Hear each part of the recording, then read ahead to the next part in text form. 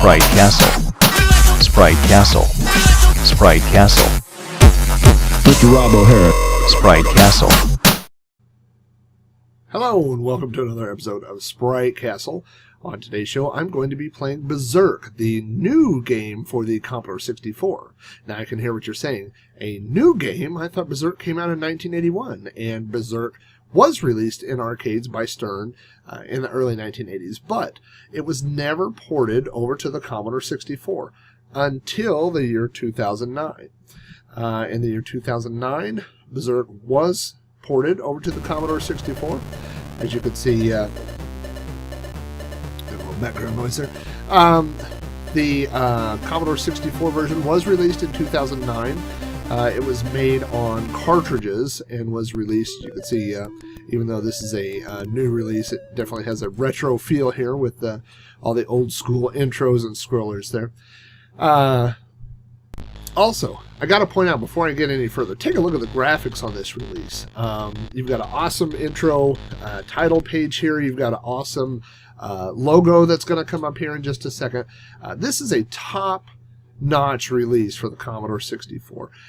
It was re-released, well, it was patched, I guess, in this version here. You can see it's called Berzerk Redux. In early 2013, not in the spring of 2013, I guess. So it's about 6 months old. Here you see the Berzerk logo. It says press fire to start. You can already tell that it has a great sound. The game itself is very true to the arcade version, so I'm going to go ahead and fire it up here. And here you have Berzerk. If you're not familiar with Berzerk, somehow if you have missed Berzerk over the last 32 or so years, you are a prisoner, and you are in the you're in this maze here. Your goal is to kill all the robots and leave the screen before Evil Otto catches you. That's Evil Otto there coming after me.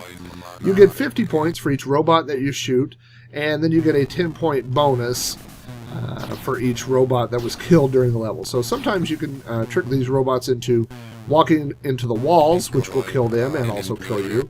Also, if you can get the robots to walk into each other. The key to Berzerk is the diagonal shot, which is so difficult. It's never quite at the right angle that you think it should be. Again, here comes Evil Otto, and Evil Otto cannot be defeated. So when Evil Otto comes, it's time to go. Now the first few levels here feature these yellow robots, and they are pretty slow, and they don't fire back, and they're not very difficult to defeat.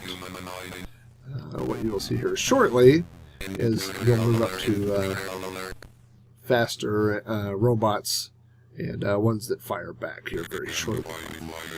So what can I say about this release of Berzerk? Other than the graphics being slightly smaller than the arcade original, the game is spot on. The collision detection is spot on. The sound, if you could hear the Berzerk was well known for its digitized voice in arcades, and you can hear that this release has the same digitized voice. I'm not sure if that is sampled. Oh, I'm not going to make it to that guy. I don't know if this has been sampled from the arcade release, or if let's see if I can get one of these guys to come up here. There we go. Or if it's being recreated, but either way, the sound is just spot on. The game is spot on. I mean, obviously, it doesn't take a lot of technical prowess, you wouldn't think, to reproduce Berzerk, but so I don't know why it took so long to do, but these guys did it, and man, did they do a good job on this.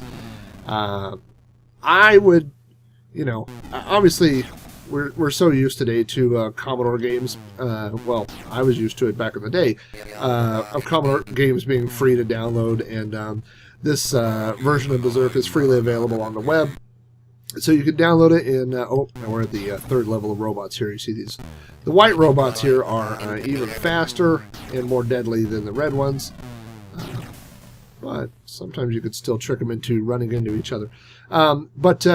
Yeah, I mean, obviously, even if it were a game that you had to pay for, I mean, whether it was, you know, $10 or whatever like that, I mean, it would be worth it for that, but the fact that it's available for free for download, this is a must download for any Commodore fan. Like I said, not much sure what else to say about it. It's the sound, the graphics, the gameplay, everything here is just spot on. It's definitely harder than it looks. I'm actually playing this on a gamepad here, and I think it would be easier with a joystick. I may have to switch back to a joystick. Yeah, I've played several versions of this. There's a version, the Atari 2600 version is actually not bad, which tells you, you know, how little horsepower you actually need to emulate this game. But I'm going to get back to the title screen just so you can put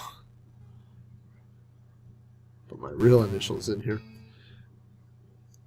But yeah, I mean, like I said, it's a fantastic version and highly recommended. So if you're a Commodore 64 fan, whether you have ways to convert D64 disc images over to real discs, if you want to play this on a real 64. One thing I should mention is that this game works on either PAL or NTSC Commodores. The NTSC version, which is what I'm running here, is a little bit faster than the PAL. So it's a little bit more difficult on NTSC machines, but still plays great. So highly recommended if you're a fan of, like I said, Commodore games, arcade ports, anything like that. This is a must-own. So thanks for watching another episode of Sprite Castle. If you like this podcast or other retro-themed podcasts, be sure to check out throwbacknetwork.net, where you can find the 2600 Game by Game podcast, the Intellivisionaries podcast. There's all kinds of podcasts being added to the network right now. So be sure to check out throwbacknetwork.net. And if you want to follow Sprite Castle, you can do it there or follow on spritecastle.com. And we'll have more episodes posted shortly. Now, back to some Berzerk.